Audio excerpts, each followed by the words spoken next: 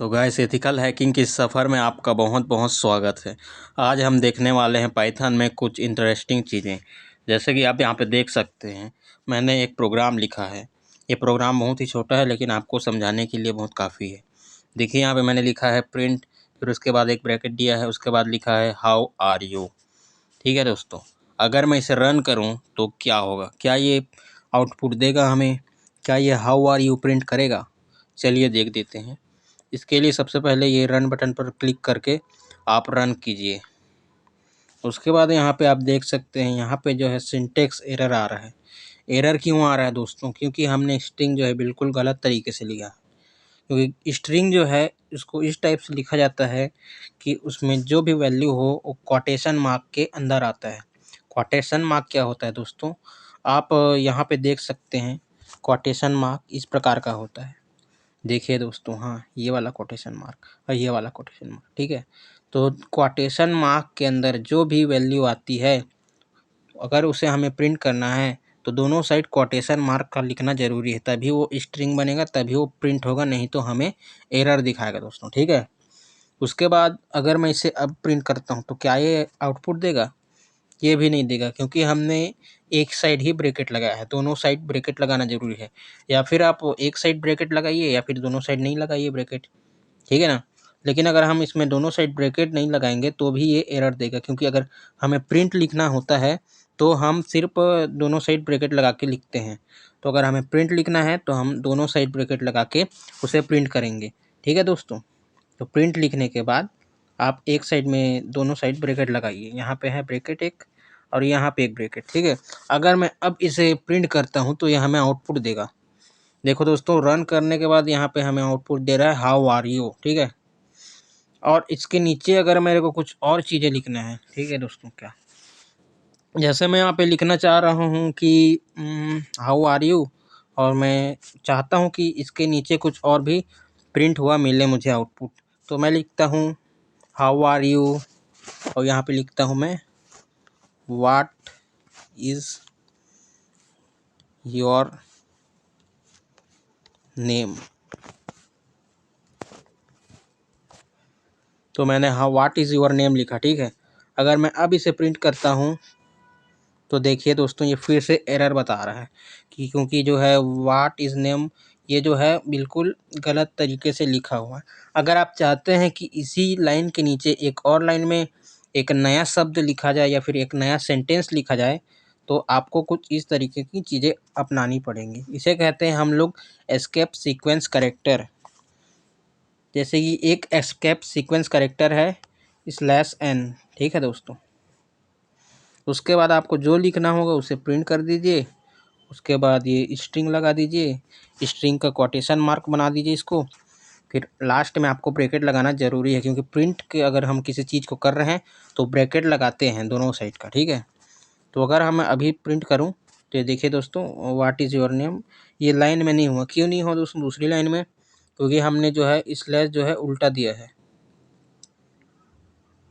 हमें जो है बैक स्लैश देना था।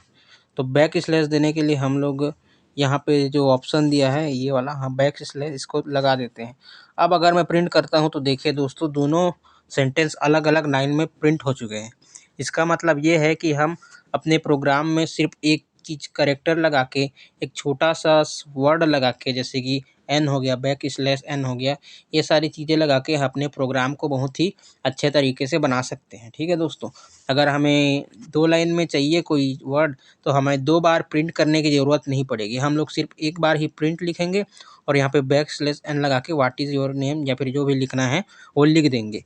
अगर मैं इसे एक बार और प्रिंट करता हूँ, जैसे कि देखिए दोस्तों, मैं यहाँ पे लिखता हूँ प्रिंट और यहाँ पे ब्रैकेट लगा के अगर मैं इसे स्ट्रिंग बनाता हूँ, जैसे कि कुछ भी लिख दिया यहाँ पे, ठीक है। उसके बाद देखिए, अब यहाँ पे वही रिज़ल्ट आ रहा है जो मैंने प्रिंट किया था, ठीक है।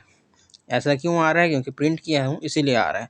अगर आप इसको /n लगाना नहीं चाहते तो आप प्रिंट भी लगा सकते हैं, लेकिन ये थोड़ा लंबा चौड़ा प्रोसेस होगा दोस्तों, जिससे आपको बाद में बहुत दिक्कत होगी।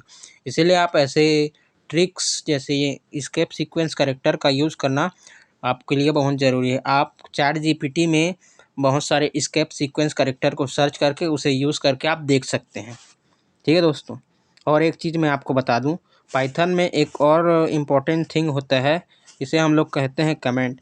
इसे हैशटैग से दिखाया जाता है। जैसे अगर आप इसमें हैशटैग लगा देंगे, ठीक है, उसके बाद अगर आप जो भी लिखेंगे, कुछ भी मैंने यहाँ पे लिख दिया तो ये इग्नोर हो जाता है दोस्तों, टोटली इग्नोर हो जाएगा। इग्नोर होने का मतलब ये है कि इसका जो प्रिंट कर रहे हैं हम लोग, उस पर कोई इफ़ेक्ट नहीं पड़ेगा। जैसे कि मैं अभी प्रिंट करता हूँ तो जो लिखा हुआ प्रिंट में था वही आया, जो हैशटैग में था वो बिल्कुल नहीं आया है। अगर मैं इसका हैशटैग को हटा दूँ यहाँ से तो अब क्या होगा, अब हम लोग को ये एरर दिखाएगा। देखिए दोस्तों, ये एरर दिखाएगा, एरर दिखा रहा है क्योंकि जो हमने जो लिखा है वो डिफाइंड नहीं है। ठीक है दोस्तों, मतलब ये इसका कोई मतलब ही नहीं है, क्या क्यों लिखे हम लोग इसको। इसीलिए हम लोग ऐसी चीज़ों को तो हम लोग यहाँ पे वो हैशटैग लगा देते हैं। ठीक है दोस्तों, जैसे कि मुझे यहाँ पे बताना हो किसी भी चीज़ के बारे में, जैसे मैं यहाँ पे हैशटैग लिखता हूँ, मुझे बताना हो ये प्रिंट करेगा, ये प्रिंट करेगा, ठीक है। तो अगर मैं इसे रन करूं तो यहाँ पे प्रिंट हो जाएगा। तो हमें कुछ चीज़ों को अगर बताना हो लेकिन उसमें हम लोग को प्रोग्राम में कोई इफ़ेक्ट ना पड़े, इसलिए हम लोग यहाँ पे हैशटैग या फिर कमेंट का यूज़ किया जाता है। ठीक है, उसके बाद हम लोग इसको ईज़िली रन कर सकते हैं। तो इस प्रकार दोस्तों आपने आज देखा कि हम कैसे एस्केप सीक्वेंस कैरेक्टर और कमेंट का यूज़ करते हैं पाइथन में। आगे की वीडियोस में हम कुछ और ही इंटरेस्टिंग टॉपिक के बारे में चर्चा करेंगे। अगर आप किसी और प्रोग्रामिंग लैंग्वेज को सीखना चाहते हैं, जैसे जावा स्क्रिप्ट हो गया, रस्ट, रूबी या फिर C++, हो गया, तो अगर आप सीखना चाहते हैं तो कमेंट में ज़रूर बताएं। मैं आपको मोबाइल में सीखने के लिए आपको फुल डिटेल गाइड दूंगा, उसके ऊपर मैं वीडियो ज़रूर बनाऊंगा। ठीक है दोस्तों, अगर किसी प्रकार की डाउट अगर आज की वीडियो में हुई हो तो आप उससे मुझे कमेंट करके ज़रूर पूछ सकते हैं, मैं ज़रूर ही रिप्लाई दूंगा उसका। ठीक है दोस्तों, और इसके आगे वाली वीडियो में हम कुछ और इंटरेस्टिंग टॉपिक के बारे में चर्चा करेंगे, तो बने रहिए हमारे चैनल के साथ।